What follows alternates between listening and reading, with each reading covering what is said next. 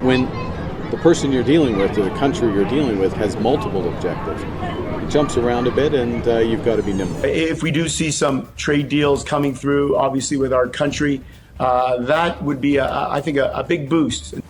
President Trump has set the clock ticking toward August 1st, the day when his new global tariff framework kicks in, with import taxes of 10% to 70% for countries that don't sign trade deals in time. And while many governments are scrambling to meet the deadline, one country has taken a different path: Canada. In this final stretch, with pressure mounting and time running out, the world is watching whether Prime Minister Mark Carney will bend to Trump's demands or make the most calculated gamble of his career. With tariffs looming, markets rallied on hope. Wall Street bet that Canada would fold quickly, just like others had.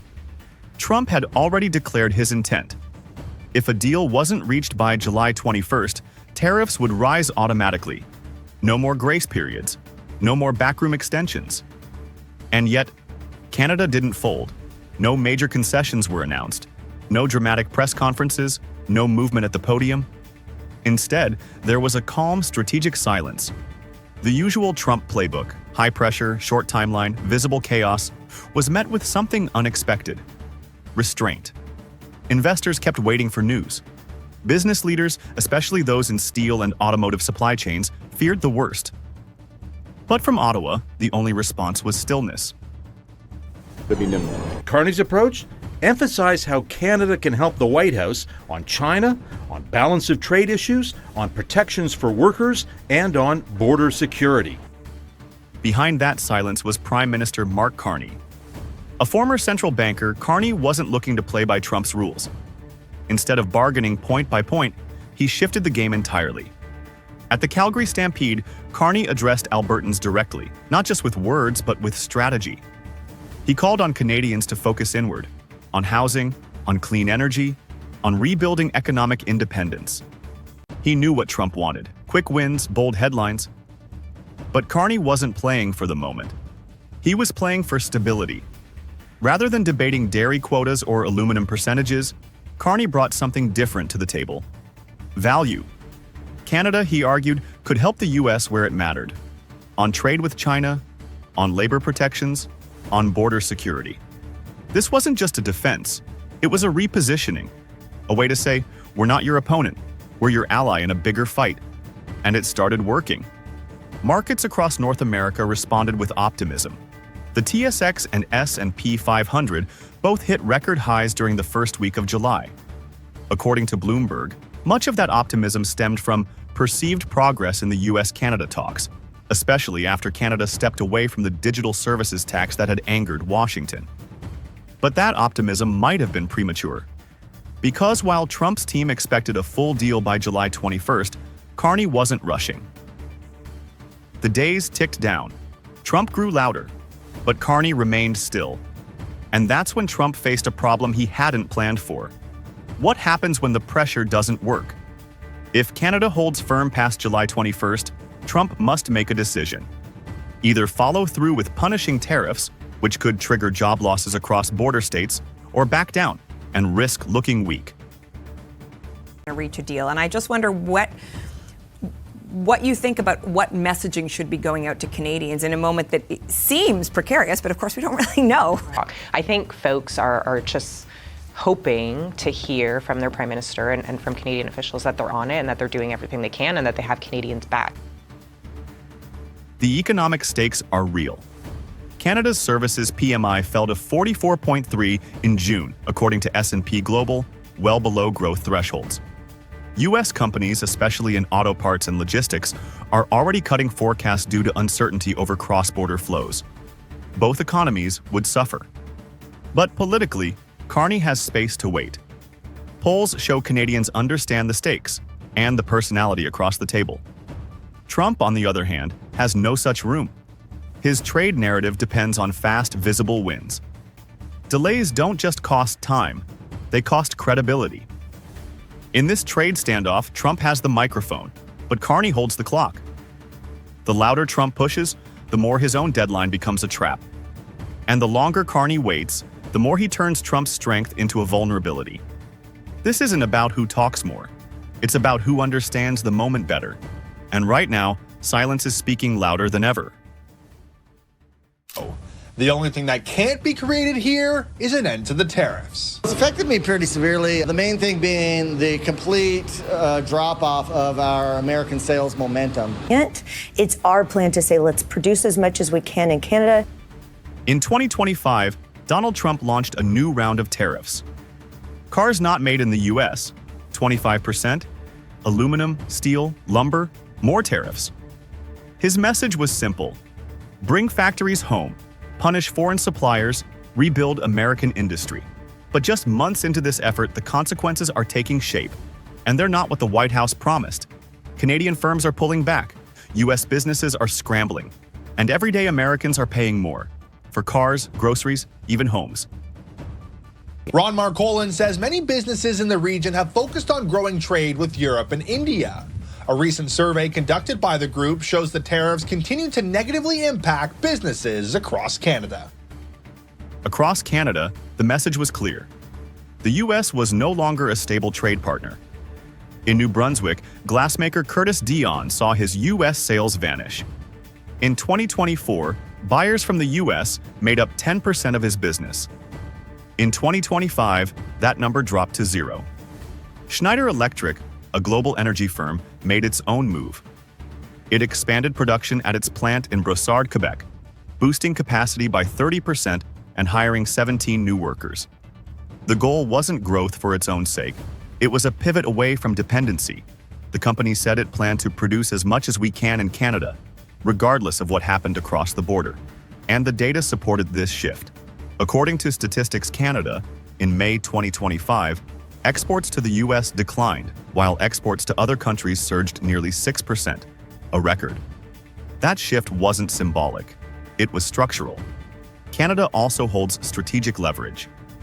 Ontario briefly floated a 25% surcharge on electricity exports to the US. Chlorine, aluminum, and softwood lumber, key ingredients for US infrastructure and consumer goods, largely come from Canadian sources. And if tariffs push them out, the alternatives will be slower, pricier, and less secure. One thing's for sure, cars are about to get more expensive in the US. Aluminum's a whole different world. There's a reason why it was outsourced to begin with. We have to ask ourselves, what are the reasons why we don't produce enough in this country? Inside the US, many companies are caught off guard. Big brands like Walmart stocked up early. Their imports from China jumped 33% in 2024. But small firms didn't have that luxury. Deer Stags, a footwear company, imports 98% of its shoes from China. With no room to stockpile, they now face tariffs over 16%, pulled directly from their bank account by US Customs. At ITS Logistics in Fort Worth, Texas, companies rushed to store goods before tariffs kicked in. But that came at a cost. Warehousing, shipping, compliance. It all adds up, and all of it gets passed to the customer. For businesses without deep pockets, this isn't protection, it's punishment. That brings us to the people who have no choice but to absorb it all: American consumers. In March 2025, the aluminum tariff was raised to 25%. By May, the US Midwest aluminum premium had jumped more than 60%, according to S&P Global. Coca-Cola warned it may shift more packaging to plastic to avoid the impact. In the auto sector, the fallout was sharper. The average transaction price for new cars in the US neared $50,000 in February 2025. With tariffs, analysts from Cox Automotive projected price hikes between 15% and 20% for cars built outside the US, or made with foreign parts. That's roughly $6,000 added per vehicle. The construction industry was hit too. CoreLogic estimated that tariffs on steel, aluminum, and Canadian lumber could raise the price of a newly built home by $22,000 over the next 12 months. That's on top of a market where over 100 million American households already can't afford the median home price. Trump promised a revival: factories, jobs, American steel. But reality moves slower. New aluminum smelters take up to 10 years. Sawmills can't ramp up overnight. Labor shortages and environmental limits stand in the way. Meanwhile, Canada is already moving forward, cutting exposure to US risk and finding new markets. And back in the US, it's not China or Mexico footing the bill. It's the small manufacturers, the independent builders, the families trying to buy their first home. Trump called it a trade strategy, but to many Americans, it's starting to look like a bill they can't afford. That deal.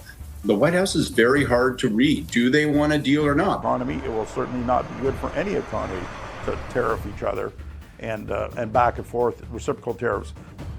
The headlines said Trump won.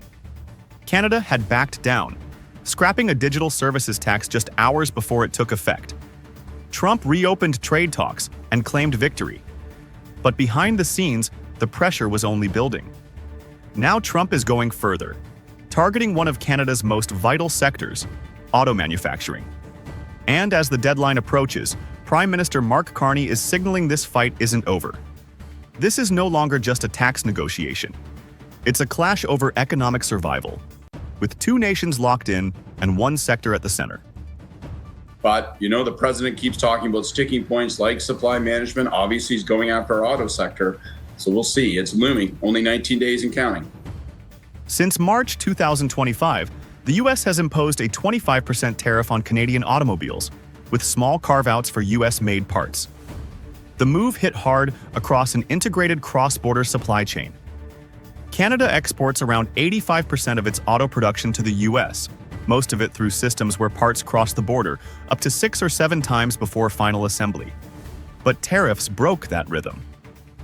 U.S. automakers, facing cost uncertainty, paused many new tooling programs.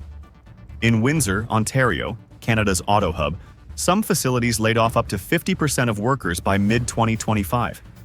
Even logistics stalled. Truckers reported slower traffic and fewer loads. With over 70% of U.S.-Canada trade moved by truck, the disruption spread fast.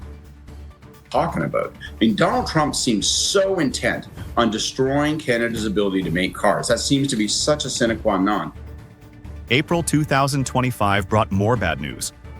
According to Statistics Canada, Canadian auto exports to the U.S.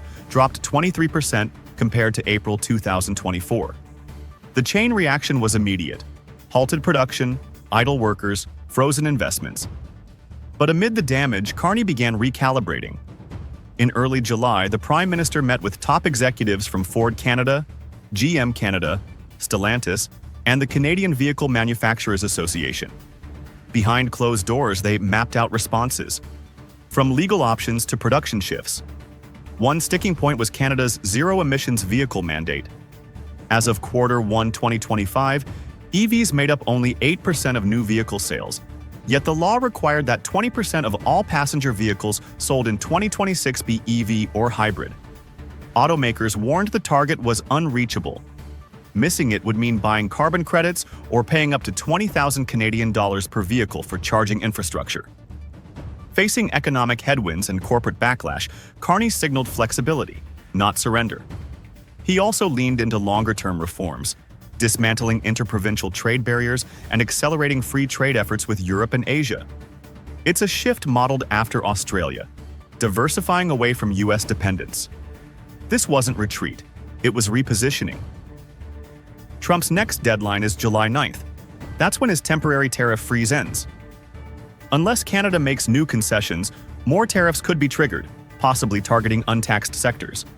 But Carney has his own date circled, July 21st. That's the deadline he set for a new Canada-US deal. If no agreement is reached, Ottawa could reintroduce its retaliatory tariffs, covering over $125 billion in U.S. goods, from agriculture to tech. Meanwhile, the public is already pushing back. The Buy Canada movement is growing. Consumers are ditching U.S. wine and spirits.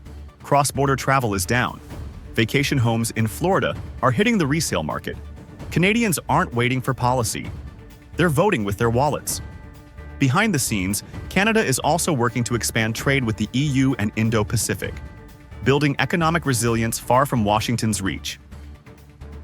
The next 2 weeks will decide everything. Will Trump push for more, confident that Canada will blink again? Or has he overplayed his hand, pushing Carney into a corner where retaliation becomes politically unavoidable? On July 9th, we may see the first answer. By July 21st, we'll know who flinches and who fights back. This isn't just about cars, it's about leverage, leadership, and how far each side is willing to go. Stay tuned.